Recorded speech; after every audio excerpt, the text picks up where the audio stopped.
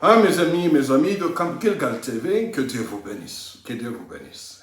Je suis content de vous voir. Et je suis content. C'est Camp Gilgal TV, la version française, et que je avec vous. Parce qu'il y a une version anglaise et aussi une version française. Que Dieu vous bénisse. Si tu n'as pas encore pu s'abonner à notre chaîne Camp Gilgal TV avec Bishop J, c'est l'occasion pour toi de s'abonner. Dis à tes frères, dis à tout le monde. Ici, nous vous donnons l'école biblique. L'école biblique. Que Dieu vous bénisse. Je vous enseigne la Bible, afin que personne ne puisse vous prendre dans la route mensongère. Que Dieu vous bénisse, que Dieu vous bénisse. Abonnez-vous s'il vous plaît, abonnez-vous nombreux sur ça. Aujourd'hui, nous allons partager la vision de Jérusalem. La vision que Dieu, le Tout-Puissant, le possesseur du ciel et de la terre, le père d'Abraham, d'Isaac et de Jacob, a pour Jérusalem. Dans le chapitre 52 du livre d'Ésaïe, à partir de verset 1 à verset 12. Je dois m'arrêter seulement à verset 12. Le verset va jusqu'au verset 15, mais moi je prends le verset 1 à verset 12. La vision de Jérusalem. Et je vous dirai une chose très importante sur le chapitre 52. C'est une prophétie qui a dévolé dans cette prophétie. La première volée de la prophétie a été accomplie. Laissez-moi vous donner un peu la fondation de cette prophétie. Ok, avant qu'à la fin, dans ma conclusion, nous allons appliquer cela à notre vie actuellement. Ok, que Dieu vous bénisse. Ok, écoutez-moi très bien. Ok, la première volée de la prophétie a été réalisée pendant le temps que Israël a été parti dans la captivité par les Assyriens. Et ça, c'était la première captivité. Les royaumes du Nord sont partis avec les Assyriens. Le royaume du Sud, qui constituait la tribu de Juda et un peu la tribu de Benjamin, ils sont partis à Babylone. Les Babyloniens sont venus, ils ont pris en captivité et ils sont partis avec eux. Ils ont pris tout le monde. Et Jérusalem est restée dans la désolation. La désolation était énorme. Une désolation énorme. Les routes étaient finies, détruites. Si vous vous rappelez, ok, nous ici en Afrique du Sud, on se rappelle très bien. Pendant la Covid, la première fois, la Covid quand elle est tombée, nous étions à ce qu'on appelle ici en anglais, lockdown, le confinement. En français, confinement. Le confinement énorme. Personne sur la rue, personne sur la route, tous les magasins fermés. Et je t'assure, les herbes commençaient à pousser partout dans la ville. Là où il y avait la propriété, ce n'était plus la propriété. Parce que les hommes, le mouvement, le trafic de hommes n'était plus sur la route. C'est pareil avec Jérusalem. Les gens de Juda sont tous en Babylone. Et la ville est restée complètement désolée. Le temple détruit, Nabuchodonosor a détruit le temple, il a tout pris du temple, il est parti avec ça. Après 70 ans, Dieu a réveillé des hommes, Zorobabel, un des hommes. Il faut qu'il rentre à Jérusalem. Il faut lire le livre de Néhémie, le livre de Daniel, le livre d'Ezra, pour que tu arrives à comprendre comment Dieu les a fait retourner à Jérusalem. Ça, c'est la première volée. Quand ils sont retournés à Jérusalem, ils sont retournés, le livre de Néhémie est clair là-dessus. Ils ont commencé avec Néhémie. Néhémie a pris les hommes qui puissent rebâtir encore la ville de Jérusalem. Les routes, les maisons qui étaient détruites, et même le mur de sécurité qui ne tenait plus. Il faut qu'ils puissent rebâtir cela. Et ils ont fait cela avec la grâce de Dieu et ils ont rétabli cela. C'est ça la première volée de cette prophétie de Ésaïe 52. Cela a été déjà accompli. Et nous verrons, après cela, ils sont rentrés à Jérusalem, établis à Jérusalem. Jésus-Christ va naître quelques années après. Après, il va mourir à la croix de Golgotha. Et après sa mort, Jésus avait même prédit, donné une prophétie dans Matthieu 24 pour la destruction du temple de Jérusalem. Et après cela, ils vont tous être dispersés. Et nous avons vu les temples de Jérusalem détruits. après 40 ans, après la mort de Jésus-Christ. Le temple de Jérusalem était détruit, ils ont tous été dispersés. Dispersés jusqu'à présent. Le temple n'est pas rebâti. Au lieu, là où il y avait le temple, maintenant nous avons la mosquée, un mosquée de musulmans. L'islam s'est établi là-bas et le temple n'est pas là. Les Israéliens font que leur prière sur le mur des lamentations. Des murs de lamentation, c'est là où ils font leur prière. Nous voyons encore et que, oui, que le peuple d'Israël commence à retourner sur la terre d'Israël, mais en cela aussi je vais vous dire quelque chose, ce n'est pas mon sujet d'aujourd'hui. Je doute fort si les gens qui sont là-bas sont vraiment de vrais Israélites. Je doute fort. Ok, en passant.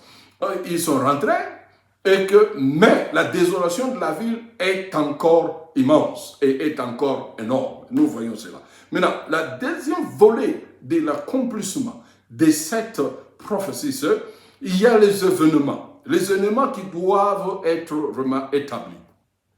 Et ces événements-là est comme cela. La première volet, et j'ai déjà expliqué, le deuxième volet est que Christ va venir chercher l'Église, c'est ce que nous appelons en termes théologiques l'enlèvement. Il faut qu'il y ait l'enlèvement de l'Église, et quand il y a l'enlèvement de l'Église, il y a la période de la tribulation. La période de la tribulation qui va durer 7 ans. Et à la fin de la période de la tribulation, Jésus-Christ va revenir. Mais pendant ces 7 ans de la période de la tribulation, il y a des événements qui vont se passer. Ok, le temple de Jérusalem sera encore restauré.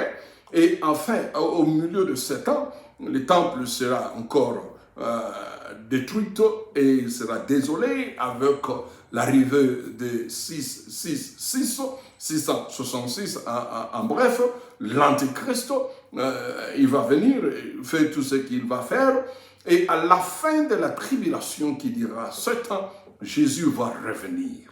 Et quand Jésus va revenir, il va encore rétablir Jérusalem.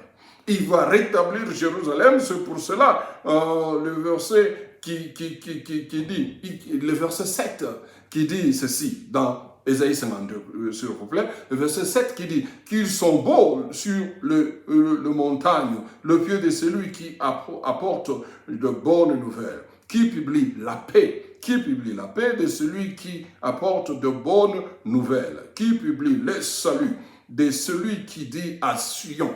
C'est-à-dire, ils sont beaux, le pied de ceux qui arrivent sur la montagne. Ça, c'est Jésus-Christ qui va descendre sur le montagne de Mont Olive. Il va descendre de là et son pied est beau.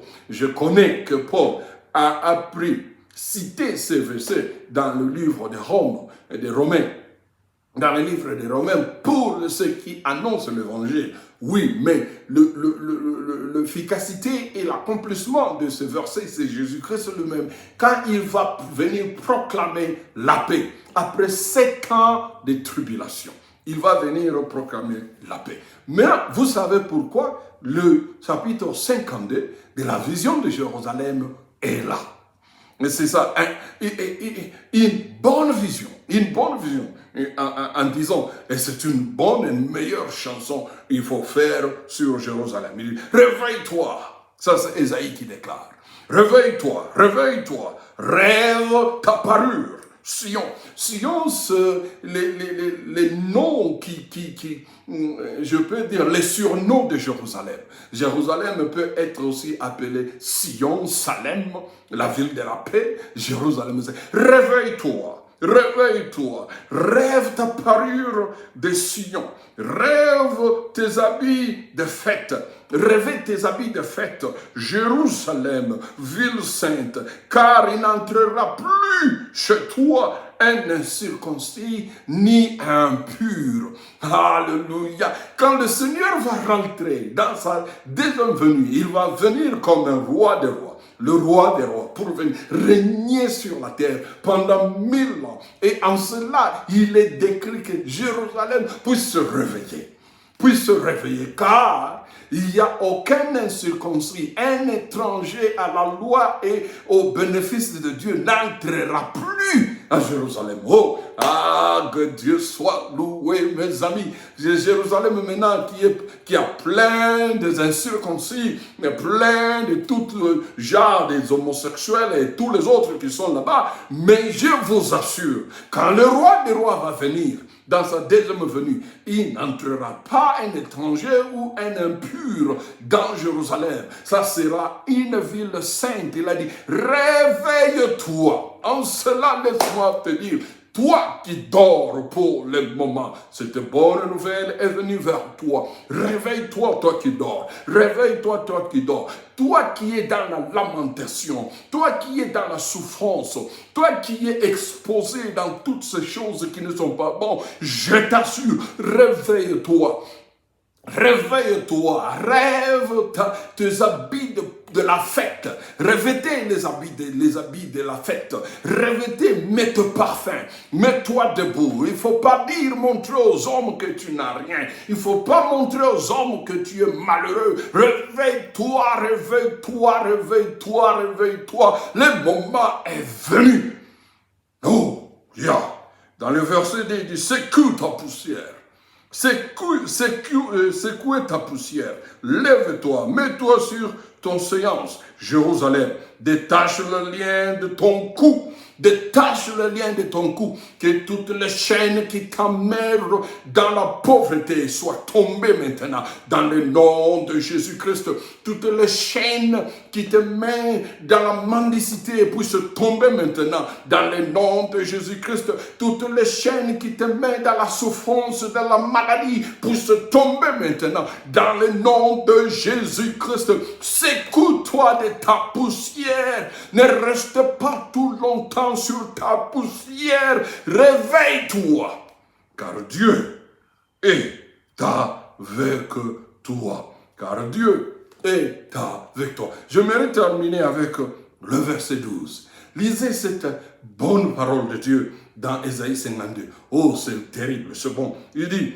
ne sortez pas avec précipitation, ne partez pas en fouillant, ne sortez pas avec précipitation.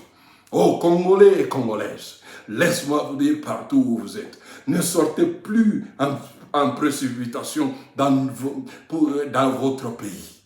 Nous avons quitté notre pays dans la précipitation.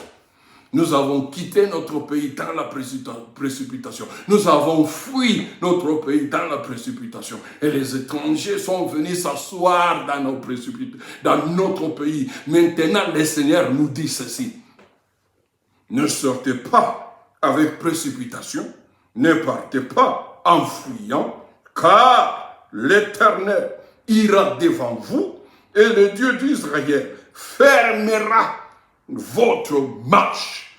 L'Éternel, le Dieu Tout-Puissant, le Dieu d'Abraham, d'Isaac et de Jacob, ira devant nous et il fermera notre marche.